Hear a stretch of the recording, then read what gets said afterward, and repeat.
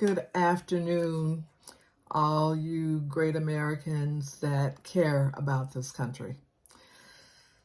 SCOTUS decision today demonstrates SCOTUS corruption and that they can be lobbied and bribed. Because this is what, in essence, happened. When you give a convicted felon immunity for official acts, but yet those official acts are not defined, so they're left up to somebody else to define or make a difference between official acts and non-official acts. The rate we're going, the corruption in our society at the top is unbelievable. There is no way anybody with a thinking brain or functioning brain on the Supreme Court could have logically, rationally, with a modicum of common sense, could have come to those conclusions they did today. But all is not lost. I'm a little emotional because one of the things that they did not consider was that Joe Biden, if he loses this election, could act on the very immunity they just gave Trump. So let's think about that. What could Biden do if he loses the election? Now, I don't plan for him to lose, although I'm one person. I've got to be more of us than me. So that comes to the other part of this quick message. Everyone who cares about justice, integrity, our constitutional democracy, we have to make a decision. And the decision has to be based on whether we want freedom of choice or fascism, because that is the choice between Biden and Trump. Biden represents freedom, choice represents authoritarianism, which is basically fascism, basically saying he can do whatever the heck he wants. But I'm not willing to give him that opportunity to do whatever the heck he wants, because we are already in a place where the foundation to solidify, not establish, but to solidify the agenda in Project 2025 is playing out right in front of us. The goal for Project 25 is to leave all authority in the hands of whoever is in the White House. All authority. And just like Trump told us on Thursday night about black jobs, it can happen with the dissolution of civil rights, affirmative action. Black people, intelligent black people, can be forced out of jobs so that straight white men can have them. We have to pay attention, folks. We have to pay attention, because if we don't, they're going to try to take us back to Jim Crow era.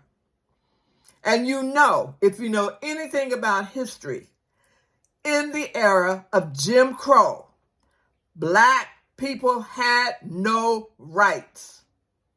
They're already stretching the limits with suppressing voter rights.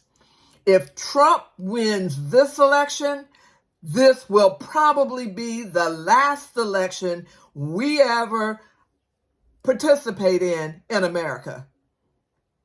And if you think I'm exaggerating, pay attention to what's going on. Read Project 2025. It can be found at heritage.org. Read it. And if you don't feel like reading all 900 pages, read the summary to understand what I'm saying. This is too doggone important for us to ignore the consequences? Do we really want to be governed by a convicted felon who can, at a whim, try to get all of this dismissed and make his MAGA cut really happy? I've had enough conversations with them to know they have no respect of persons or anyone else's values. Their values are tied up in Trump's disdain and hatred for everyone. And the bad part is they have overlooked the fact that he said he loved the undereducated and ill-informed. Why does he love the undereducated and ill-informed? Because he knows they're not educated enough to know when not to listen to him. He knows they're not informed enough to pay attention to what's going on around them. And anytime anyone is embedded, ingrained into a cult, they're only going to listen to the cult leader. And he loves it because he can tell them whatever he wants and they'll buy into it.